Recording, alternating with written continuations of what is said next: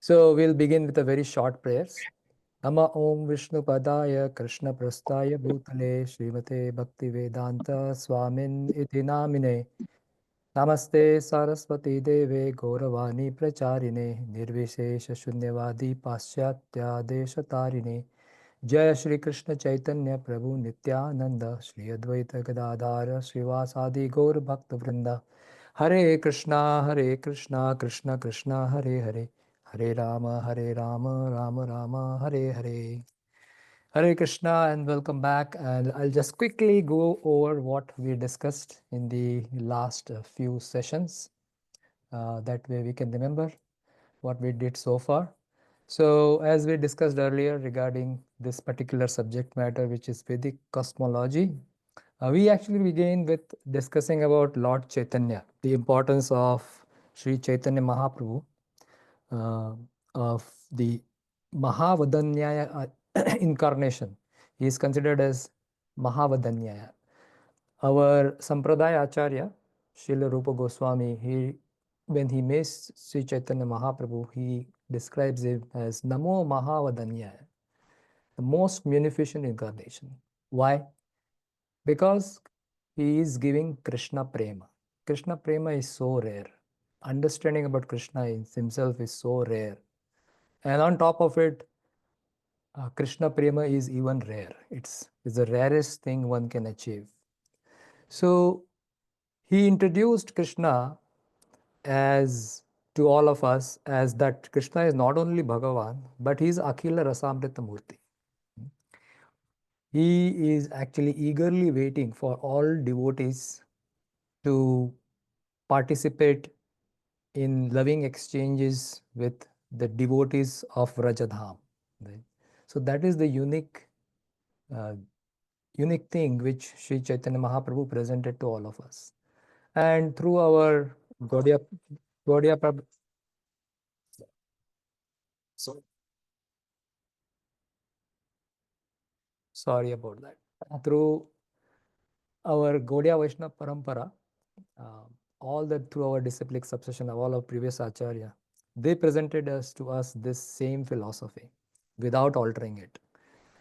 So in this context, it becomes important to understand that what actually, at which place are we supposed to grow? In order to understand that, it is very important to understand the Vedic cosmology, because this gives us an idea about how we can actually go to the spiritual world. So then all the definitions of the spiritual realm and the material realm, this is all given in Bhagavatam. But it is explained in various places. Even more depth of knowledge has been presented to us by our Gaudiya Vaishnava Acharya in the various literature. And when Chaitanya Mahaprabhu came here, he had discussion with 5 of his devotees, prominent devotees, Srila Rupa Goswami, Srila Sanatan Goswami, right, and Sarvdharma Goswami, and then so many others. So basically, he explained to them, and then they presented to us in their writings. So in the writings of our Acharya, especially say Laghu Bhagavatamrita and Sri Brihad Bhagavatamrita, and all these details are presented to us or given to us. So here, what we are trying to do is at a very superficial level, trying to understand this Vedic cosmology. And when we have this understanding, we kind of get an idea that where are we going and what we can expect. So that motivates the devotee to continue practicing in Krishna consciousness, especially during the time of difficulties. you know when we are in the temple environment, certainly all this adhyatmic, adi bhautik, adi devik troubles that we are expected to experience is now experienced through our relationship with the devotees. So when we have this situation going on in our life, when we have this understanding, it helps us actually. It helps us to overcome the differences between the devotees very easily actually. I have seen this in my life. We have a very broader perspective, and we are very clear about our goals, that okay, here is the thing, this is the real goal of our life, and we are not stuck to things which are happening in day to day. It definitely matters, but however, in times of difficulties, this particular knowledge really helps us. So Srila Prabhupada also wanted us, he had a deep desire to actually, um, have this temple of Vedic Planetarium, TOVP.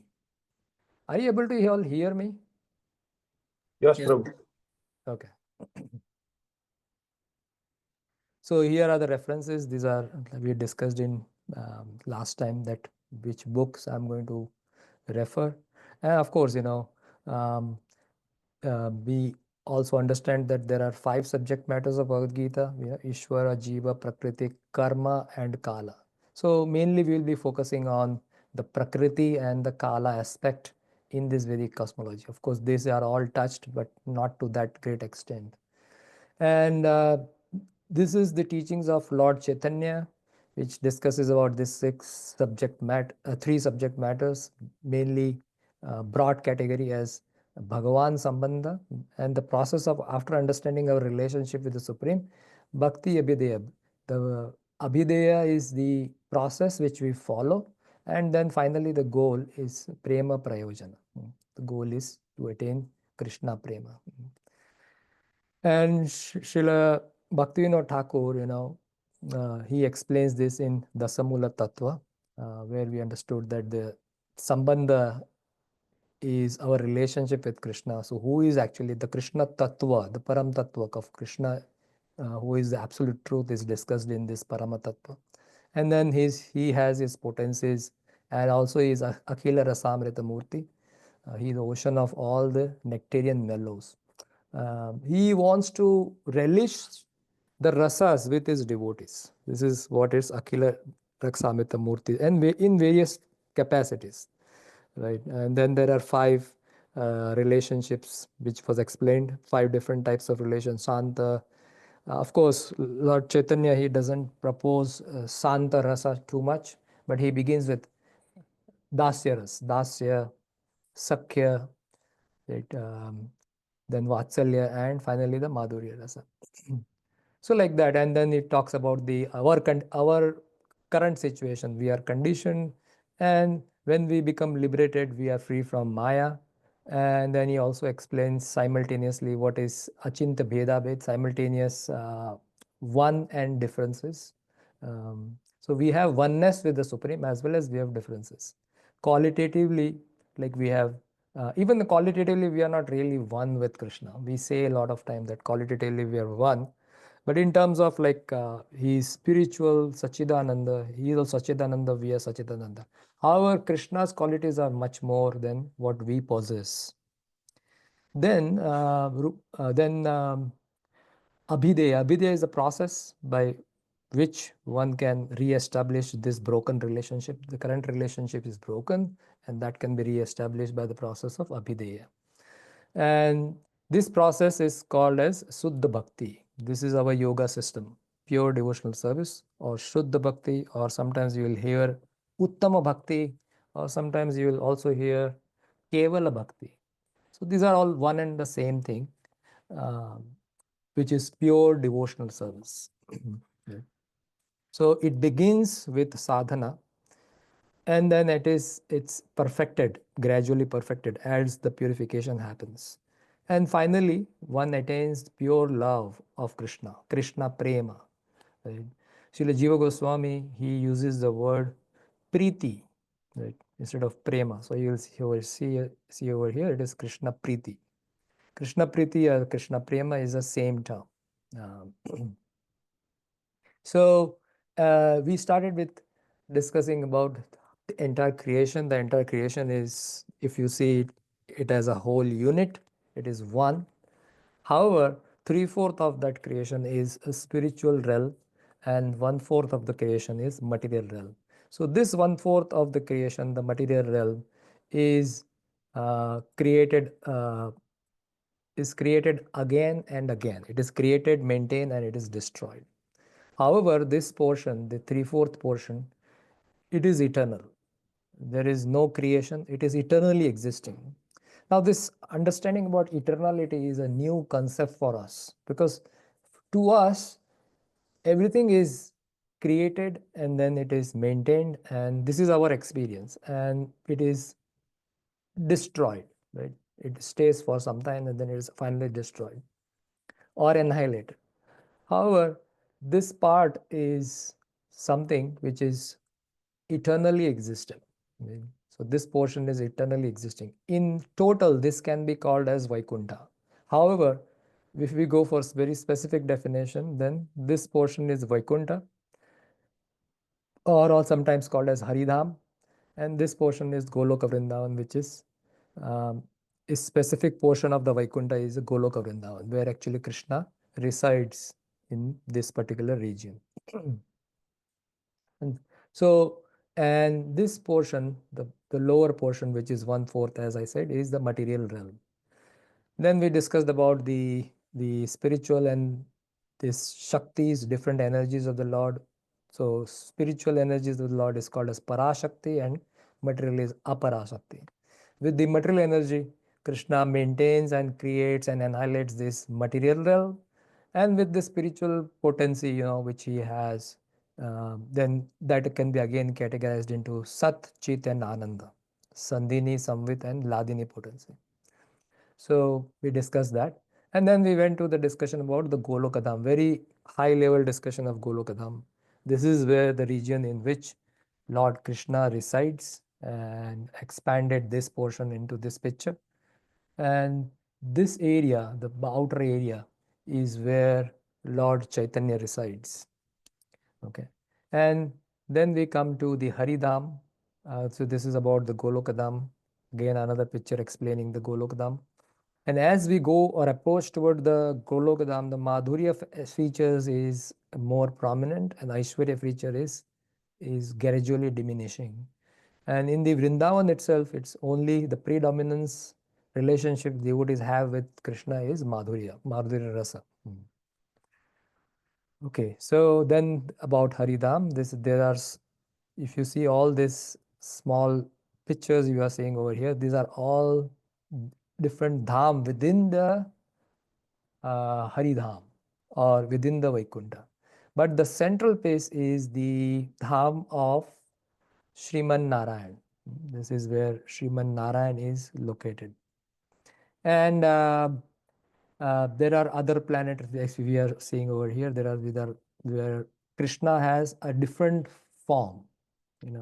This is the Narayan form over here. In the same Krishna, there is another Krishna form also here.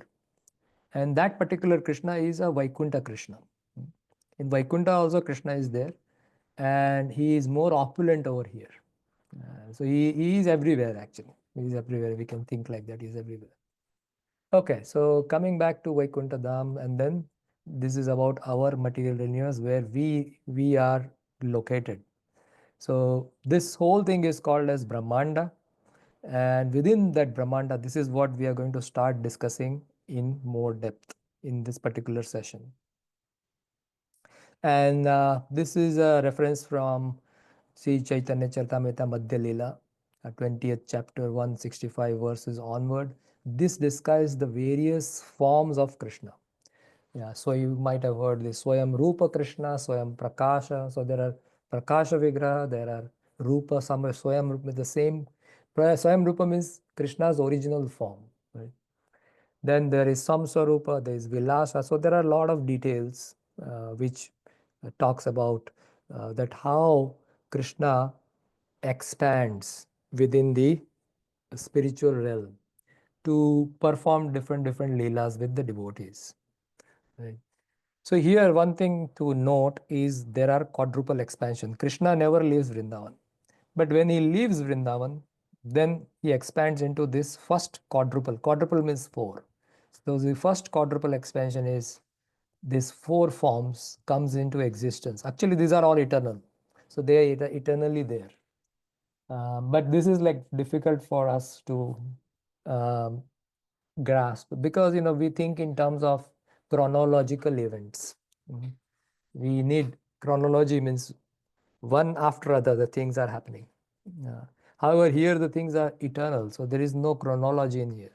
Still, to get some understanding, we understand that from Krishna expands this first four quadruple expansions. That is Vasudev, Sankarshan, Pradyumna, and Aniruddha. And then the same from Sankarshan of the first quadruple expansion, again there is the expansion of Narayan, and from Narayan then there is a second quadruple expansion of Vasudev, Sankarshan, Pradyumna, and Aniruddha. And from the second quadruple expansion, the Pradyumna of, the Sankarshan of second quadruple expansion, here, if you see this one, somehow my, the tablet is not working. So last time, I could easily expand and go and show in details, but this is not working. So I'm sorry about that. I'll try to manage with the screen as much as possible. So from the Sankarshan of the second quadruple expansion is the this three avatars that comes into existence. That is Karanodakshaya Vishnu, Garbhodakshaya Vishnu, and Shirodakshaya Vishnu. We will go into details of this today. Okay. Again, this same picture which you saw, the two pictures earlier, this one and this one. Sorry, this and this. Now explained in this particular form, so it becomes a little easier. So this original personality of Godhead, Krishna, who is Lila Purushottam, he is the original Supreme Lord. So that form, original Supreme Lord in Vrindavan, that form is called as Swayam Rupa form. He also expands as Tadekatma Rupa and Avesha Rupa. Right? And from the Swayam Rupa form, the first expansion that happens is Swayam Prakash, which is Lord Balram. Sri Balram is the first expansion of Krishna. And then, later on, the other expansion happens. So, from this picture, I wanted to show over here that from Shankarshan of the second quadruple expansion, right, from Shankarshan, the Purusha avatars comes into existence. That is Karanodakshaya Vishnu, Garbhodakshaya Vishnu, and Shirodakshaya Vishnu. Right. So this is Karanodakshaya Vishnu, who is outside the universe. And then this is Garbhodakshaya Vishnu, and then this is Paramatma, which is Shirodakshaya Vishnu. Okay, so we see all these details, and there are details after details, and there's so much details given that it's very hard to comprehend sometimes. So therefore, it requires a lot of repetitions. So there are several categories of truth. There are several categories of truth. So this truth means it is called as tattva. The Sanskrit term is tattva. When you hear the word tattva, tattva means actually it is principle, or it is reality, or it is a truth. It's eternal truth. So there are like 5 different tattvas. There are actually many more tattvas, but these prominent 5 different tattvas. And these 5 tattvas are, one is Vishnu tattva. Vishnu tattva means at the category of Vishnu. They are all Vishnu tattvas. So what are in the categories, which are the expansions that are in the category of Vishnu? So that is Krishna's various expansions, like Krishna himself, Balaram, Lord Rama, Narsimhadev, Varadev, Kurmadev, all these expansions, Lord Narayan, right? All this Karanodakshaya Vishnu, Garbhodakshaya Vishnu, Shirodakshaya Vishnu, these are all Vishnu tattva. Even Lord Shiva in the spiritual world is actually Vishnu tattva. So these are all given in the book Sri Laghu Bhagavatamrita. You can find details of this in Laghu Bhagavatamrita. If you want to read, you can read that book by Srila Rupa Goswami. Brihad Bhagavatamrita was written by Sanatan Goswami. Brihad Bhagavatamrita has 2 parts. One talks about the quest of Narad Muni. He's trying to find out who is the best of the devotees, who has got the mercy of Lord Krishna. So that is in part 1. So Narad Muni looks for devotees who has got the maximum mercy of Krishna. So that is part 1. But in the part 2 is a Gopakumar's journey. So that's where all these details are given. Now, Srila Rupa Goswami, he actually wrote Brihad Bhagavatamrita. Lagu Bhagavatamrita. And in the Lagu Bhagavatamrita, he discusses about the various incarnations of the Lord in details. And towards the end, which is chapter number 5, which is the longest chapter of the book, other chapters, chapter 1 to 4, there are totally 5 chapters. Chapter 1 to 4 is very short, but chapter number 5 discusses about 3 avatars which are very prominent among all the avatars. And that is avatar of Krishna and Narsimadev as well as Lord Rama. So these are the Paravesha form. These are the 3 forms which are prominent among the forms of Krishna. But again, all of them fall within the category of Vishnu Tattva. So then the another next Tattva is Tattva on its own is about Lord Shiva. Shiva Tattva is the second truth. And again, Lord Shiva is also the energies of Krishna, And then, Shakti Tattva, this is Shakti Tattva. This is energies of Krishna. And then Shiva Tattva is about expansion of Lord Shiva. And then this Jiva Tattva, which is us, all the living entities, and Jada Tattva. Jada Tattva is the material realm. So we are going to discuss more about the material realm or the Jada Tattva and how that creation happens in this particular session. So other tattvas I see in Pancha Tattva, Achintya Bheda Bheda Tattva, Guru Tattva, Sambandha Tattva, Abhideya Tattva, Prayojan Tattva. So these, as I said, there are so many tattvas, there are so many truths. Prominent of all this truth is these 5 truths. So this picture discusses about, this is based on, this painting is drawn on the basis of this particular verse in the third canto, first canto, third chapter, verse 26 and 28. So in this third chapter of canto 1, Vyasdev discusses many avatars. He discusses all the major avatars. And then he says that there are asankhya avatars. There are unlimited avatars. How many avatars are there? He's saying there are so many avatars. It's like, here is a word, the translation. Oh Brahmana, the incarnation of the Lord are innumerable, like rivulets flowing from the inexhaustible source of water. So this is inexhaustible source of water. There are so many, there's a flow of water is like continuous. And there are so many rivulets that is coming out. So avatars are like that. There are so many unlimited avatars. Right? However, he is saying that of all the avatars, they are either portions or plenary portions, or their plenary portion means they have the same power as Krishna, but they do not manifest all the powers. Whatever is required, they manifest that much only. So either, they are plenary portions or the portions of the plenary portions. Whatever he's saying, that whatever avatars I have discussed, they are either plenary portion or portions of the plenary portions. But he's saying that Krishnastu Bhagavan Swayam. Right?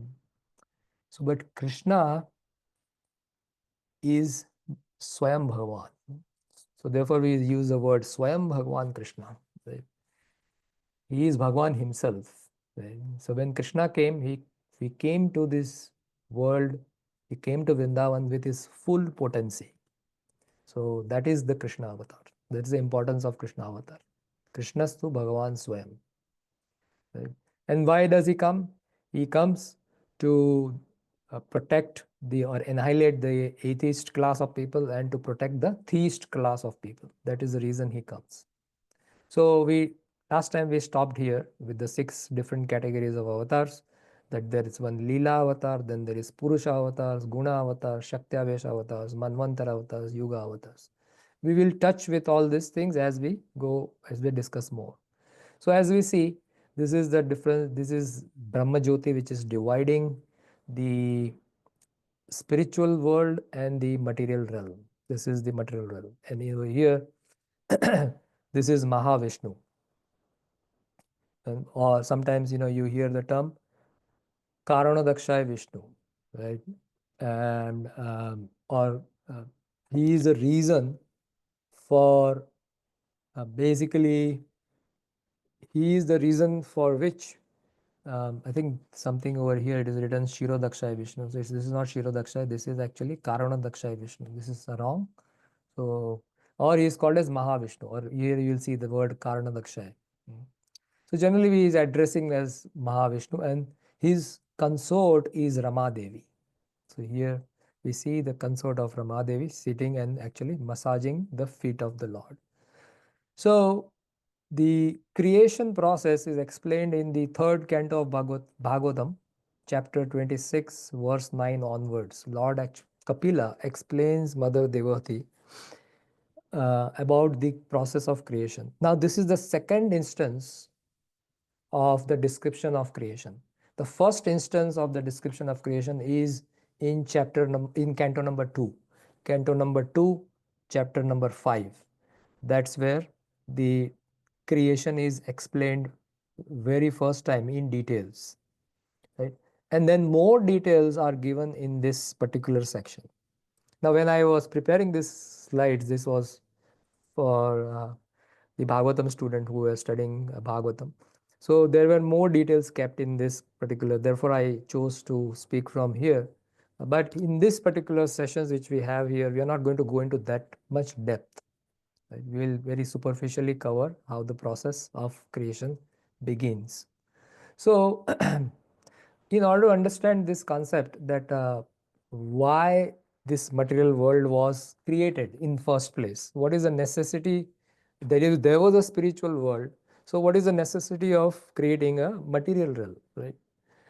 So it is explained that in the material realm, these are the jivas. This is considered as the soul if you see the picture carefully. So this soul is like us who rejected to be there in this spiritual realm, and he wanted to enjoy separate from Krishna, right? Why? So there is no particular reason given like that, but he wanted to enjoy separate from Krishna. That why only Krishna should enjoy, I should take the position of Krishna, right? So that means when we have envy in our heart, we think like that, that why only this person should enjoy, why not me? Right?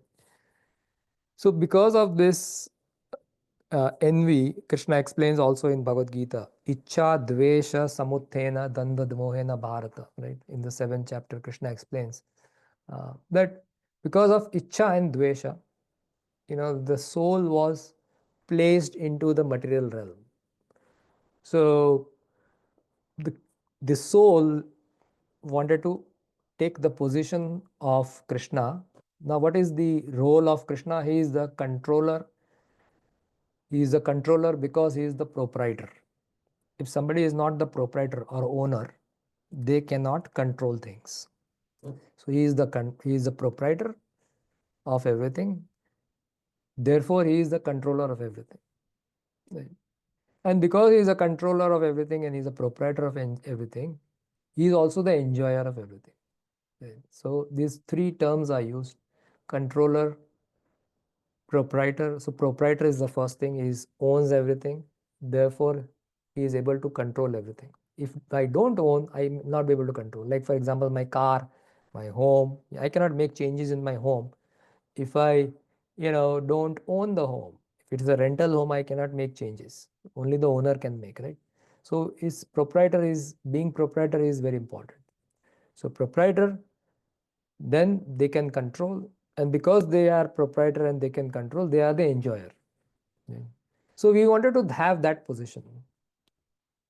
Now in the spiritual realm, Krishna is the controller, proprietor and enjoyer, and the devotees are the participant in making Krishna enjoy, right? Like for example, in our hand, in our body, the stomach is the enjoyer, right? But the hands actually, if our fingers or hand, whatever we have, we use this to pass on the food to the tongue, and then when the food goes into our mouth, it is chewed properly, it goes into the stomach and the stomach enjoys. But if the fingers, they protest that no, I want to be the enjoyer, right? So that is not possible, right? The fingers enjoy in proportion to the enjoyment of the stomach. If the stomach is filled, then the energy is flowed throughout the body, and the fingers automatically enjoy. The leg, the hands, the fingers, they will automatically start enjoying because they are getting nourished, right? So similarly, when we water the root of the tree, the entire tree flourishes. We do not water every leaf, right? The best way to water is to water the root. And when we water the root properly, then the other leaves, the branches, the fruits, everything gets nourished. So similarly over here, when we make sure that Krishna is happy, right, then the entire world will be happy. So like that. So this is the general understanding. Now there are more details to it. This is a very high level understanding. Uh, so there is a spiritual world in which the living entities are parts and parcels of Krishna, and they are meant to serve Krishna, meant to make Krishna happy. Right? Now Krishna is also actually serving the devotees, but the main role of the devotees is to serve Krishna. Right? And when they rebel, so this is a rebellious person, soul, then they cannot stay there. So a alternative arrangement is made, and that is the material realm. This is an alternative arrangement made. Another example we can understand is when our kids grow up, they don't want to stay with us. So what the parent do then?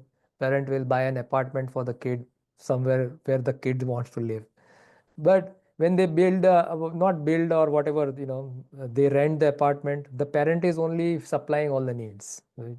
But because the child doesn't want to stay with the parents sometimes, if the child is not capable enough, then parents will provide all the facility to the child and make sure all their needs are fulfilled. So similarly, Krishna is a very merciful parent. He doesn't leave the soul as it is. So he makes all this arrangement. So we have to see this creation of the material world in that sense, that Krishna is providing us all the facility of enjoyment in this material world. He is saying that, okay, you want to be independent of me, you want to be want to be taking my role, okay, I will provide you facility. You try it out, right? And if you are tired, then you are welcome to come back, right? So then he sends all the devotees from the spiritual world, like Srila Prabhupada came, you know, to this material realm, and then they give this knowledge about Krishna, that the world in which you are living is not a good place to stay. Krishna explains in Bhagavad Gita. He defines this world as in two words. Krishna uses two words to define this material world. He says, Dukkhalayam asashvatam. Right? This place is full of miseries. Dukkhalaya. Right? Like Himalaya. Himalaya means is a place where there is him means ice or snow, right? Then Granthalaya, right, where there is books available, right? Bhojanalaya, the place where you can find food. Similarly, this place is Dukkhalaya. There is only dukkha in this world, right? Temporarily you may or we may experience sukha, but there is always dukkha. Dukkha is more than sukha, right? And on top of it, it is not permanent. Ashashvatam. Ashashvatam means it is temporary, right? It is temporary. So this is the definition of this material realm. Dukkhalayam ashashvatam. This Krishna describes in Bhagavad Gita. So this is like a correction facility. This whole material world is like a correction facility, where like in a city there is a jail. A jail is a correction facility where the the thief or the murderer or any kind of rogue, so, they are placed over there in the jail, and with the goal of correcting that person, right? Yeah.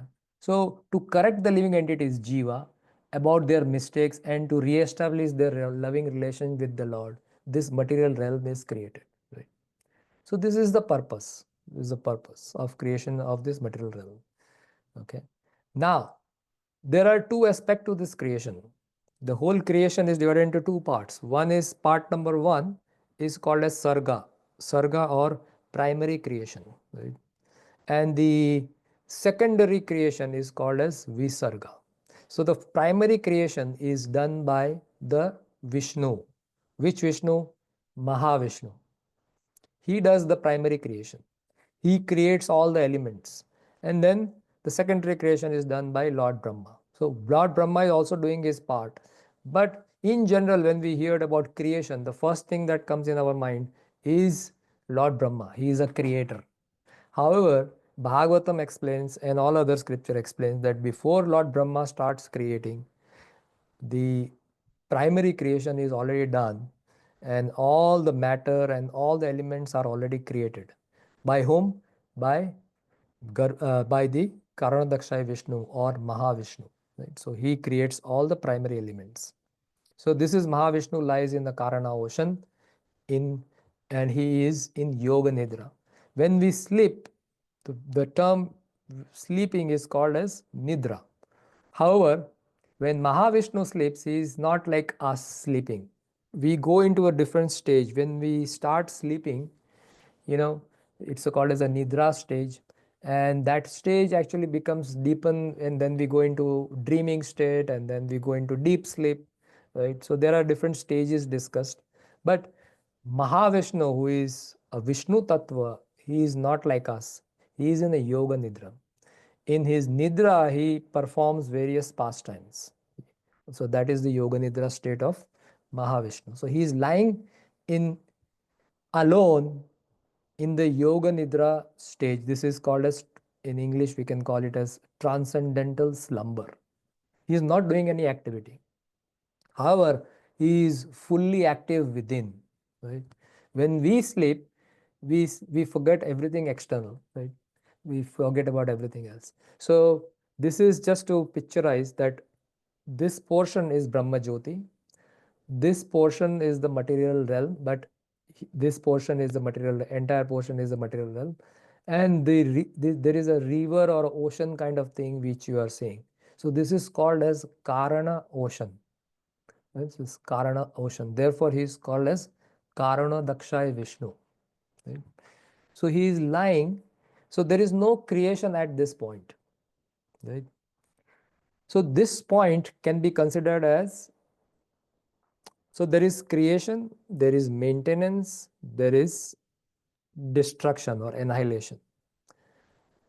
After the destruction, there is a small period of time where nothing happens, and then again creation begins, and then maintenance, annihilation. Right?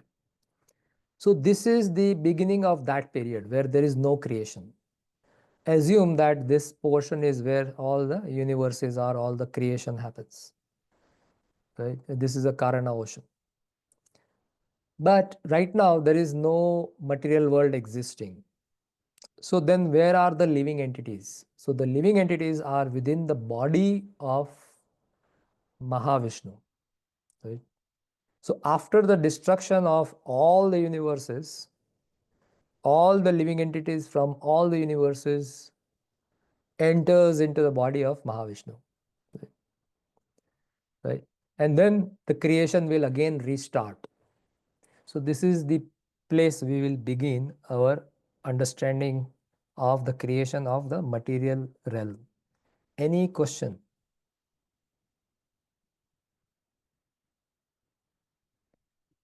Okay, so I will assume you are understanding so far. Again, yes, Babu. If when the person dies, the soul goes away, right? Yes, the soul leaves the body. Okay, so when the baby is born, which soul is coming? Is that the soul from the body of Mahavishnu, or is it coming just floating around somewhere in between? No, so because we are in this universe, universe is existing, everything is existing. So the soul actually floats around within the universe, within that one universe. So for example, I'll just, so this is a universe, right? So we are somewhere over here. You can see this is Earth, right? So we are in the earthly realm, and Krishna says in Bhagavad Gita, he says that Urdham gachanti sattvastva, means somebody who is in the mode of goodness, Urdham gachanti, he goes into higher planetary system. Right? So there are 14 planetary system discussed over here. So somebody has done good work, then they go into the higher planetary system. Right? So Bhur is the earthly planetary system. Then Bhuvar, this is where the ghosts live, powerful ghosts. And then on top of that is Swar. Swar means Swargaloka, right? And then above that is Maharloka, Janaloka, Tapaloka, Satyaloka. So there are 14 planetary systems like this. And below Earth is Atala, Vitala, Sutala, Talatal, Mahatal, Rasatal, and Patal. So our Earth is in the middle, Bhur Loka.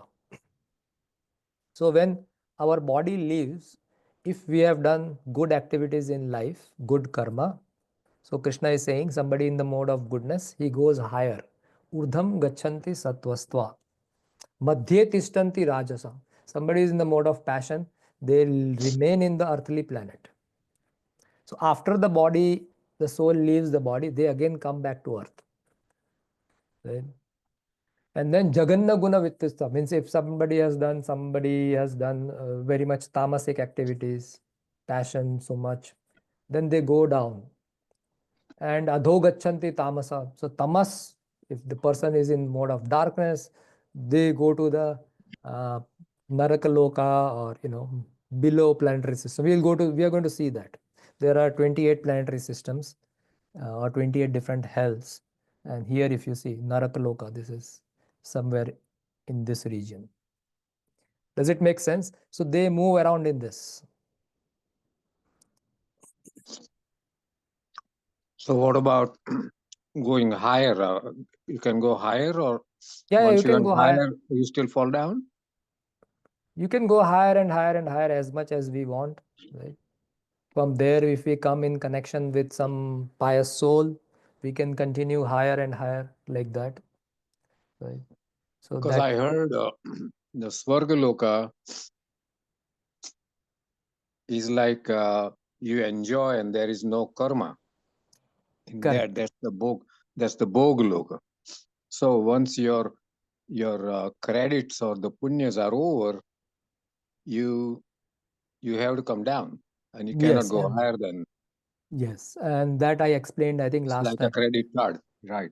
Yeah, I explained like there are two methods for generally who has attained Swargaloka through karma. You can attain Swargaloka in two different ways, through your karma or through bhakti.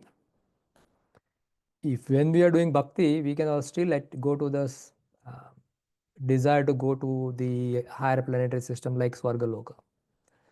Because if our desires are there, along with bhakti, we have desire to enjoy higher planetary system, Krishna makes that arrangement.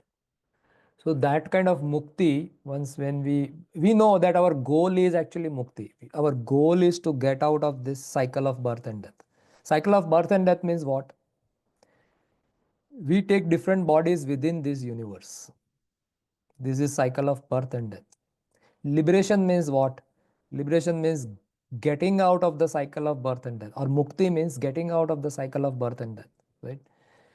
So when we are within the cycle of birth and death, we go from, based on our actions, either we go up or we stay in the same realm or we go down. These are the three options. But if we want to get out of this cycle of birth and death, then there is a process given. Right? There is karma yoga, there is jnana yoga, there is ashtanga yoga, there is bhakti yoga. So these are the different processes. So when we follow any of the process, whether karma yoga or jnana yoga, or ashtanga yoga or bhakti yoga, then we know that our goal is what? Our goal is liberation.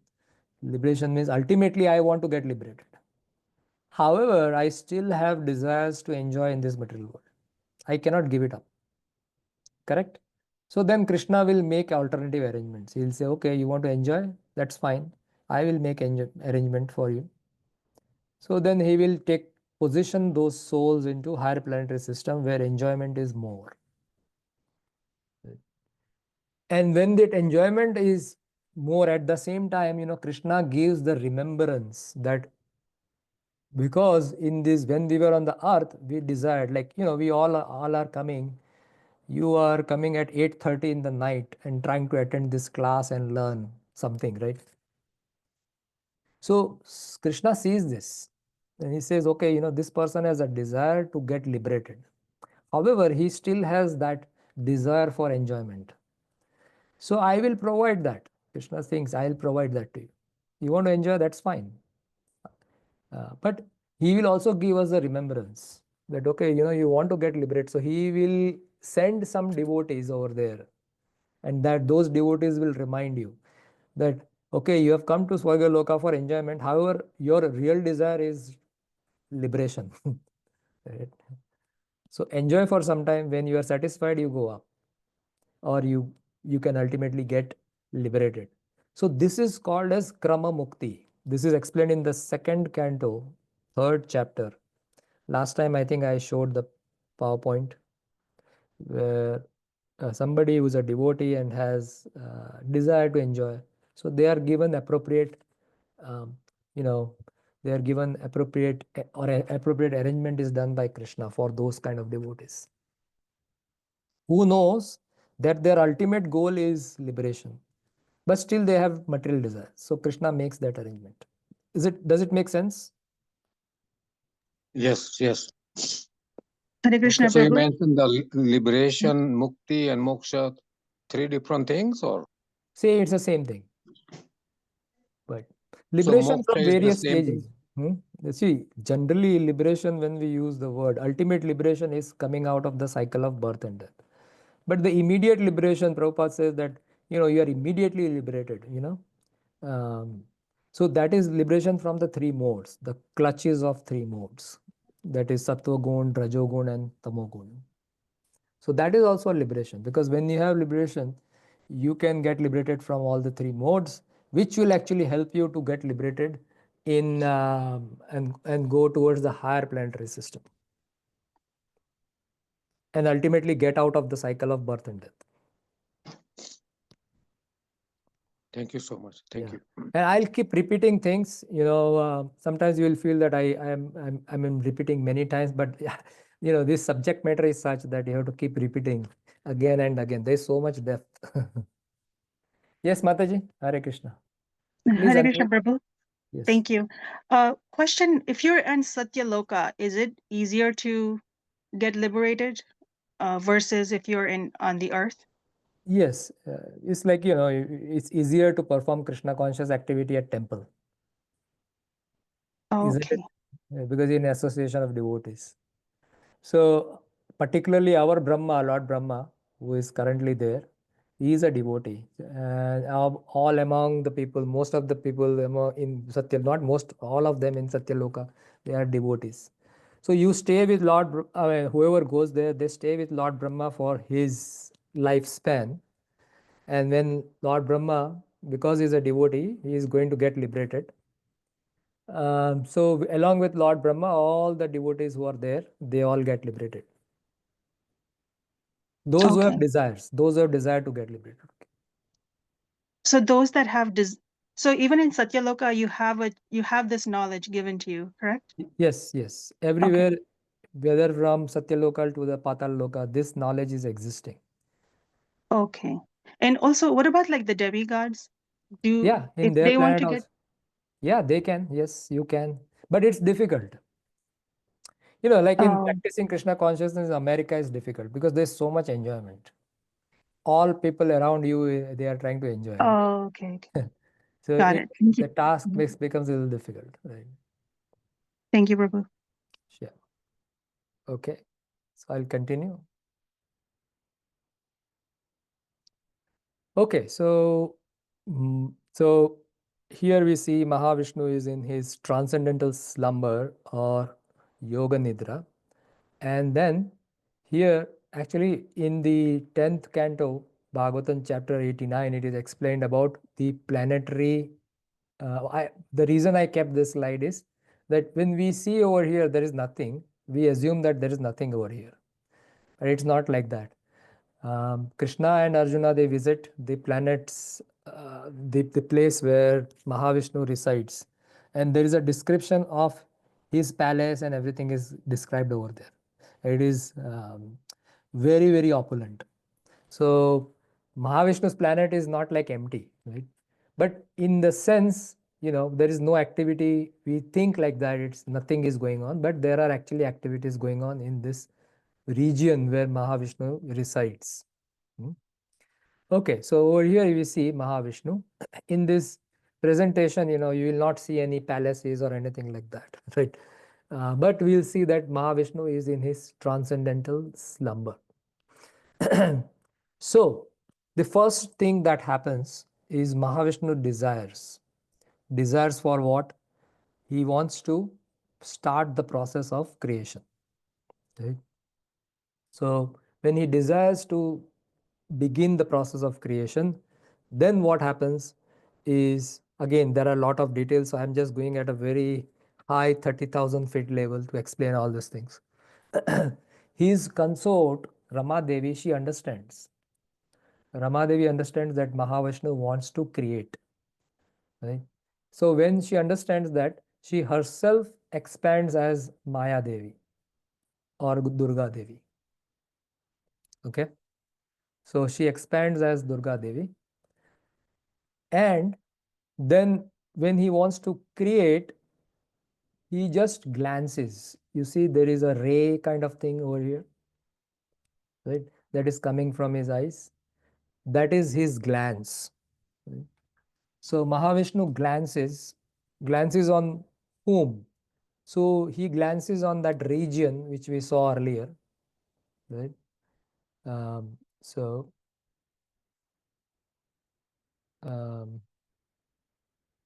yeah, he glances in this region, right? And we assume that Rama Devi is here. She understands that Mahavishnu wants to create, so she expands herself as Maya Devi or Durga Devi. So this is Maya Devi or Durga Devi. So she expands here and he glances, right? And through his glance, he sends all the living entities which is residing in his body. He sends them to that region for the purpose of creation. So Lord Shiva from Sadashiva Loka, which is in the border of the material and the spiritual world, he expands as Shambhu and he carries these living entities, which is coming through his glands. He carries those living entities and then he unites with Maya Devi.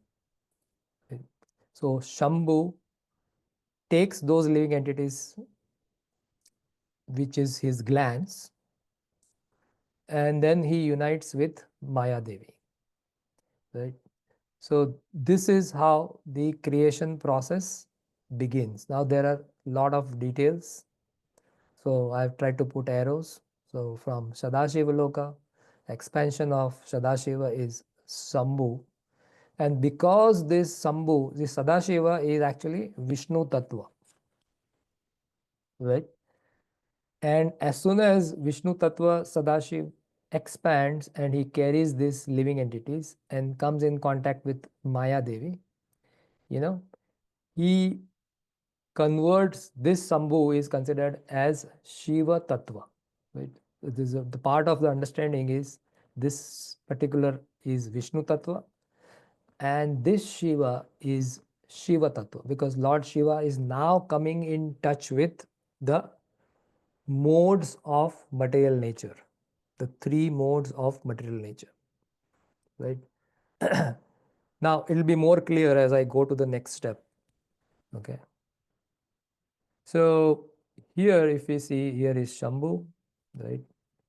And this is Rama Devi, this is Maya Devi. Now Rama Devi expands as Maya Devi and Sadashiva expands as Shambhu and is carrying the living entities. And this is the region in which there is the three modes of nature in its unmanifested state. Okay, so this is one thing to be understood. Okay. So I'm going to go into more details in probably next class because it'll take time. It's already 6:30. But this is how, in general, the creation begins. Right? That assume that, in a city, there is a big warehouse, right? And that, or big godown. And that godown is locked, right? That godown is locked. So the glance of Mahavishnu can be considered as opening of the godown. In the godown, there is a lot of things. There are things which is to be distributed to many other stores. But currently, it is locked in a godown. So that godown can be considered as the storehouse of the three modes of nature, right? Like, currently the three modes of nature is visible to us. The modes are acting on us. How it is visible, we cannot see through our eyes, but we can experience it. For example, early morning we experience goodness, right?